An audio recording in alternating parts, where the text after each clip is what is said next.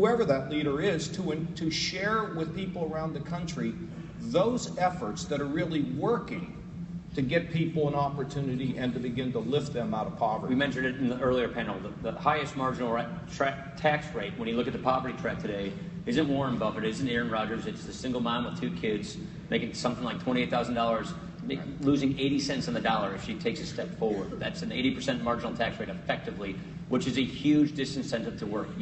Why would you make the risk if you're losing so much in doing it? Well, that's why Washington shouldn't write the rules and we should ask permission. I mean, you can't even get, if you call the welfare department, Health and Human Services in Washington, you'll get voicemail. I mean, those people have no clue. I'm the governor of Ohio. They don't even know what time zone I live in. So just give me my program and let me run it and hold me accountable for not spending the money on something that it wasn't designed to do. This is pretty simple. And I think we're all for it, right, Mark? All of us. Now you see there's 1, 2, 3, 4 on the screen. One of the major impediments to seeing the eradication of poverty has to do with our tax code. It's complicated, it's challenging, and it is very difficult to create businesses today in America. I'm a big believer that you have to have more entrepreneurs in communities if you want to truly have an impact on poverty. How do we get there under your proposal? On the business side, the first thing we have to do is make the tax code simpler. Right now, if you're a small business, you don't have to be a small business. You're organized as a pass-through, S corporation, LLC. You're paying on your personal rate, which could be substantially higher than what a major corporation is paying as a C corporation. That's why what I believe we should do is have a flat rate of 25% on all business income, irrespective of how you're organized. That's the only rate you have, and it's applied to your profits minus your investment. The second thing we have to do is allow businesses... I'm documented and non-afraid. I'm documented and non-afraid. Documented and non-afraid.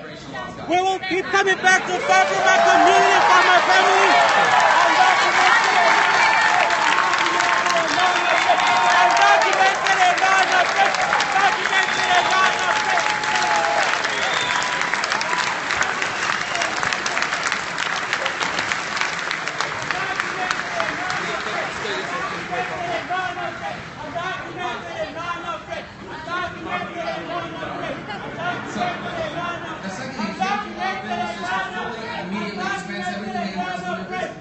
A big business can afford to, write that off over a number of years. A small or a starting business, the ability to fully write off that expense in that given tax year is critical for their survival and be able to move forward. That will make America a more attractive place for people to invest.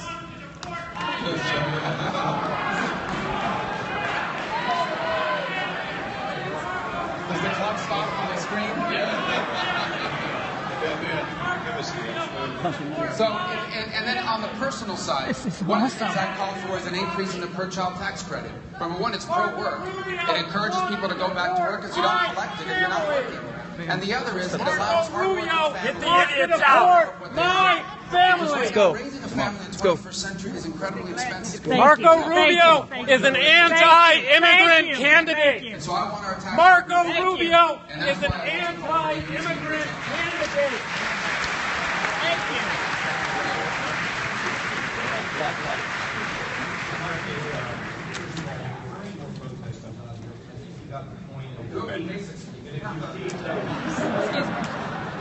I'm worried about her. So we heard it, okay? Thank you all very much.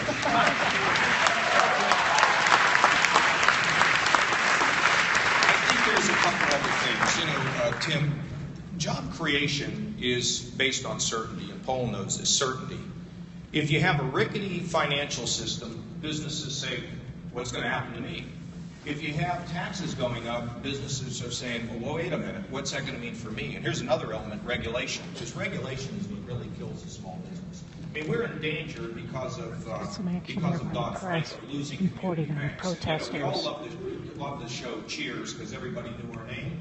Well, that's what you want in a local bank. You want a bank where everybody knows your name and they can take risks. And so when we overregulate, we snuff out entrepreneurship. And these small businesses are like a gentle orchid. If you stomp on them, you kill the opportunity to get a job. And our small business people are heroes because they're the ones providing jobs for our families.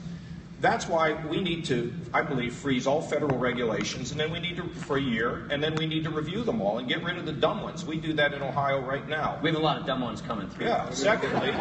But Paul, Congress should be voting on this stuff. I don't understand how the bureaucracy continues to put on regs. You guys got to knock it down. Well, if you want to get into that, so we found a way, teaming up with the House and the Senate, because they have this goofy rule called the filibuster over there.